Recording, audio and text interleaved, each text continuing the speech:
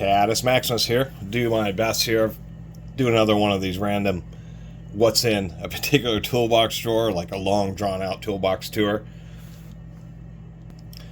Just giving a little bit more detail. There's a million toolbox tours, but you know, one 30-minute video going through the whole toolbox doesn't give you quite as much detail. So I've been randomly doing these. This is my middle or center half-inch drive socketry drawer. Anyway, I'll talk about what I have on the first layer and then go down to the second layer. Probably do a pause. Anyway, got a lot of stuff here. This is one of those promo products that Coconut sent me. This is one that they had wanted to. Sorry about my lighting. I have a weird lighting situation here, trying to actually get a good enough perspective to where I can get close-ups. Anyway, this is their Lug Nut Wrench. It's really designed for you know, Japanese import cars. This is not designed for your F450 diesel or anything. Somebody did tell me, see how they oval the handle? They do that on their sliding T-handles so the handle doesn't rotate around. But the idea with this thing is, get it on the other side. You put this in, it has a spinning handle. You'd break the lug nut, and then it locks with a push button in the center, and then you would spin the lug nut off. So kind of an interesting tool, really well made. Basically like a 6-inch extension T-handle with a spinner, or I guess T-handle with a spinner handle on it. But if you're doing several kind of larger fasteners and you want to work with them quickly, this thing is still pretty cool. Kind of expensive new though, that's for sure. Anyway, we have that. Do a couple of these random things. I'm not exactly sure what these are associated with, but they're, you know, some kind of specialty socket. Same with this. Both are half-inch drive, real thin, so they're for accessing some type of fitting. But you know, I ran into these and thought, might as well grab them. I may someday have a use for them.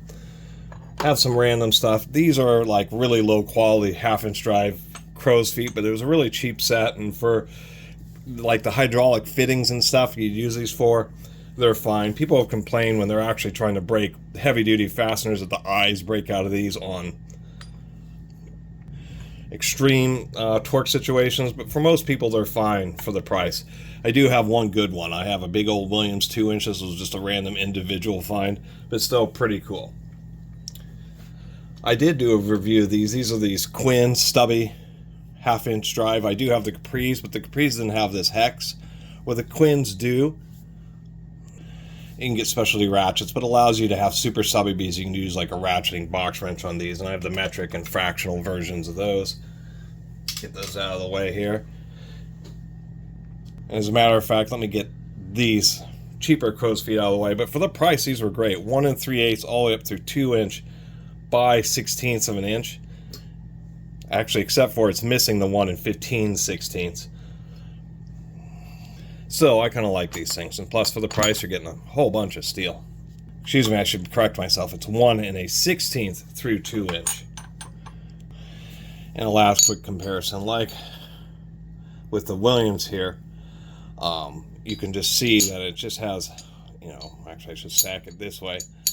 The Williams just has a little bit more beefiness. It's choked up a little bit more, so there's just a whole bunch of extra material around the drive. That's what really makes the difference there. Anyway, we have Torx. These are large sizes. Actually, 2 different sets I've ended up with. One is the OTC set, and one is the actually this is the Titan Tools Torx external Torx Plus. So we have standard Torx and then Torx Plus on there, half-inch drive up through E24. So definitely handy. Torx Plus is becoming a lot more common. We'll do this. And you might ask, why do I have so many reducers and increasers? Because they're cheap. They're always like $1 or 50 cents, and they're just kind of the small type of thing that ends up, you know, in bins of random tools. So I found most brands, Protos, Max, Snap-ons, just because they're just easy to get lost with the tool. I have these like heavy-duty Snap-ons with like replaceable anvils or replaceable squares. But these are the type of things, actually increasers don't really break. They're really reliable. It's always a drive that breaks on an increaser. But on the reducers, they always fail. So or you're using them in situations where you just can't get a 1/2 inch socket in there, but you still need to use a 1/2 inch ratchet, and you end up sharing the square. So knowing that they're the kind of thing that fails, I've just ended up collecting a whole bunch of them. 7 more yeek. Both of these here are protos. This is just a proto with like a kind of a strange detent pin, and then one just has a normal. So reducers. Most of this drawer is what you see here. This is my 1/2 inch drive deep wells. I have the Harbor Freight Pittsburgh. They had these 12-point 1/2 inch drive deep well impact sockets, and I thought those were pretty cool. I have one random one here which I ordered, which is this Genius 12mm, because the metric set of this Pittsburgh 12-point deep well set came with a 10, and then it jumped to 13. It just didn't make any sense that it didn't have a 12mm, so I ended up getting a Genius just to do that. These things that you see down the corner, these are just like the standard Pittsburgh lug nut sockets. And I got those sets, and I've just piecemealed. I have a few OEM ones, the 34, the 36, the 38, and then I even have this one, which I don't even know who made this socket, but I even have this 39mm, which is a pretty rare, pretty hard to find such a large 1/2 inch drive 12-point. And then I have a whole mess of 6-point.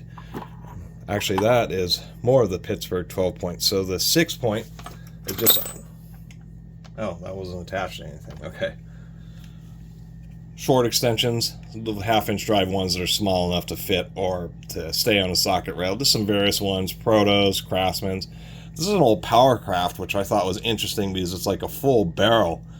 It's a short extension, I mean, that's all it is. But it just has this weird design, this weird full barrel design. Otherwise, you know, I got a Williams there, a Proto, of course, in Pittsburgh, some of the classic Craftsman USA Impact. The Craftsman USA Impact tools were actually pretty good, pretty solid tools. Even have one that's really neck down. This is an old PNC, and I just kind of like the design of this one. Anyway, my 6-point metric is just a hybrid of a bunch of different brands. Most of them are, what is that? Here we go. Are these old Husky. So I think these are the first of the Taiwanese made Husky impact sockets that Home Depot sold like 20 years ago. And they were really good. I guess Home Depot was a little worried going away from the American made Husky stuff that they actually ordered some really nice. My light is getting funky. And this 14mm I have used a bunch. I mean, and it's surprising. These were like really surprisingly hard impact sockets, which may mean that they're a little bit more brittle, but I've really liked how they wear. They just last and last and last. Like one of the greatest of the impact sockets Home Depot ever had. So I have small ones. What is this Ingersoll Rand? So I have a 10mm, which is a mighty small 1/2 inch drive impact socket. And I've pieced it all the way up to this, which is a 38mm. And I think I have it just about every size. 10 through 38mm. I'm actually missing 4 different sizes. Probably a 20mm and, you know, a 25 or something like that. Oddball. That's a 32. What is this size here? Heck. That's a 26. So yeah, 25 is one of the ones that I'm missing. Other than that, we have the other Pittsburgh. These are like the kind of the, I think they are actually anodized, just a 3-piece lug nut socket set, which has worked out fine over the years, to tell you the truth.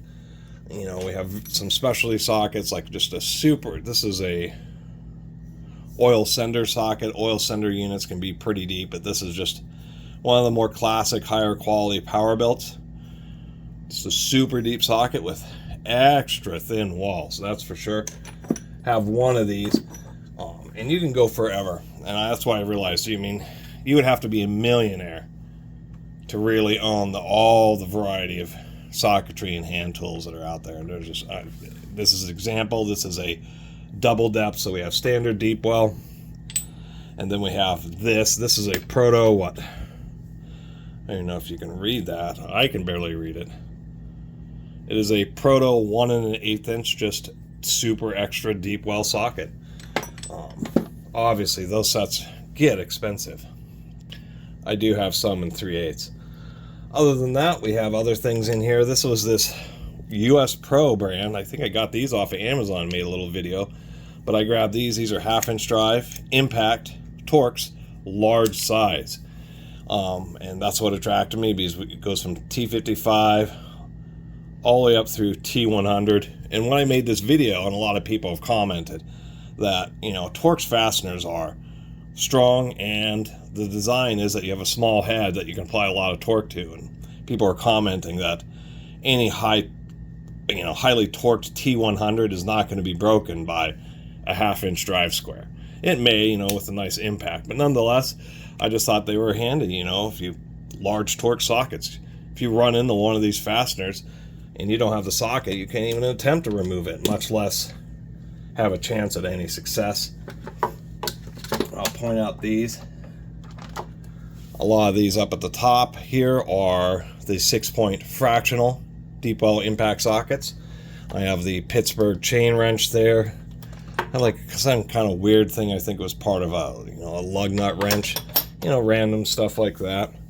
I do have these Power Torque. These are sold at O'Reilly's Auto Parts, and these are some pretty nice impact spark plug sockets. I just thought they were premium. Not only do they have the insert and the nice plastic outer rim, but they have this little anodized aluminum ring right at the end, just to help you identify the sizes easier. And I just thought it was a nice touch and made them look, you know, pretty professional. Get those back in there. Oh, these. One of the few other, besides this one Genius socket, this is like the only set of Genius tools.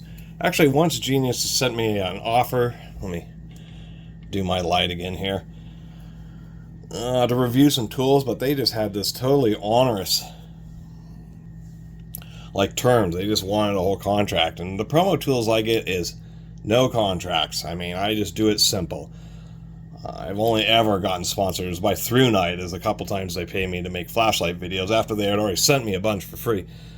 So I did it, but all the promotional products I've reviewed on my channel, and just no money, just send me the product and I'll just do my review. And if I don't like it, I don't like it. And yeah, there are products that I've been sent that I hated so much that I never made the video and totally burned my bridges, including from Viver. I have 2 products from Viver that I've never made videos on because I was so disappointed with them, and they still send me stuff. Genius just had this terrible contract terms, and I'm like, if you're gonna send me like a $50 or $100 hand tools on my YouTube channel, I'm not gonna deal with the contract. You can just send me the tool and have it be simple, or I'm just not gonna do it. So I didn't do it, and so these these are my only Genius socket sets. Enough blabbing. Mid-length, 1/2" drive, impact, 6-point. 10mm through 24mm. Kind of like these. They're mid-length sockets are just real nice, because many times they're just the right length, or just to give you a little bit of extra depth. Guess we'll finish up with random stuff over here. I have got, you know, a few random increasers and reducers that I've collected. This is an old Wright with just the most insanely thick walls I've ever seen on an increaser. It's like guaranteed to shear any 1/2" drive square that you use that with. And I've got this Williams. I mean, Williams isn't bad, but this Wright is just, you know, if I do it from one side to the other, there we go. This Wright is just unbelievably thick. It's crazy. What is this? This is another Mac. A Mac with a detent pin that locks onto the sockets. This reducer, which is like a cheesy Chinese one, but the reason I got it was because I've never seen one with a hex on it like that. Oddball specialty socket. I think this may be lock rings for crank bearings on some type of bicycle. I think this is a specialty bicycle socket is what I'm trying to say. There's another Mac increase. Here's the Mac here's a Mac increaser, and it is just like shamed by this Wright. This Wright is just so thick, so large. If we compare it like this, I mean, it's just, you wouldn't think of Mac tools would be shamed, but Wright does shame Mac tools. One ratchet. This is a Twin Paul Blackhawk. This is a Taiwanese Blackhawk, so not the greatest, but it's an okay, you know, ratchet. It's just kind of playing off the Blackhawk name. It isn't great. This is one of those crankshaft sockets, Honda crank pulley sockets, and people, you know, I criticized this socket. People really swore by them and criticized me for criticizing those sockets, and it's like, I've never had a problem. I've actually worked on several Honda Civics, Accords, and never had a problem removing the crank pulley bolts. But you know, I have heavy duty tools. I mean, I have 3/4 inch drive stuff and 3/4 inch impacts, and that just knocks out any Honda crank pulley bolt. You'll either break the bolt or the socket comes out. All of these little sticks here, what I have is like a whole collection of these things, both short and long. These are just a 1/4 inch hex to 1/2 inch drive, like socket adapters. These happen to be 6-inch ones. These are like the DeWalt version. I have a whole collection of these, both wobble. I have, you know, here's a short wobble version. This is a wobble that, let me get a normal socket here, something like this. This is one of these interesting wobbles, so you can put it in and it's a wobble, or you can push it all the way in and then it locks it straight. So just a whole variety of those kind of adapters.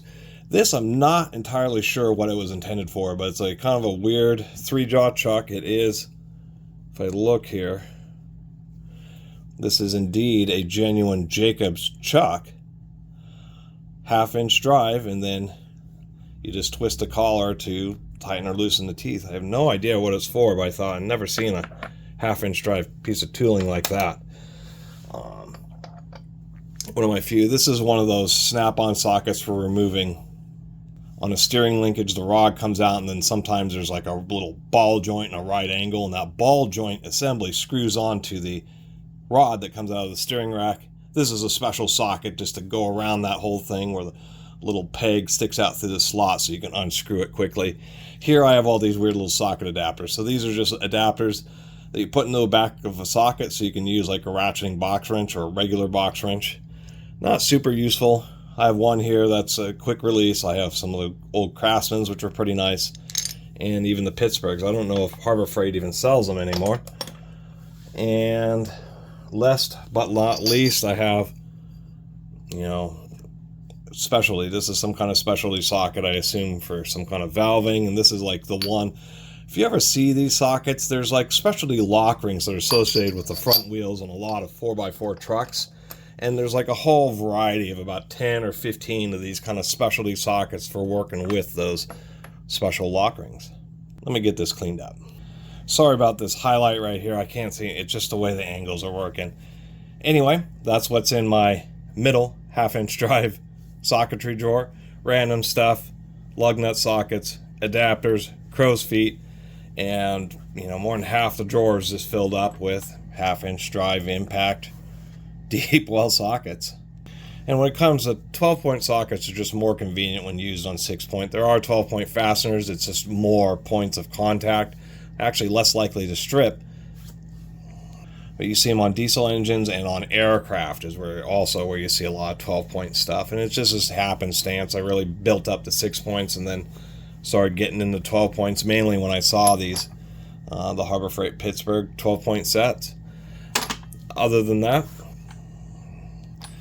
nice to have all the sockets, and things like 12 points are handy, like lock nuts on like older bicycle and I guess some electric scooters and that type of stuff. They use weird 36mm 8-point nuts, which are really strange. You really just have to use a adjustable wrench, but many times there isn't space, or you are space constrained, and a 12-point will happen to work on a lower torque 8-point fastener. So it's one of the reasons to have it. Other than that, really appreciate you all watching. I'll see you next time.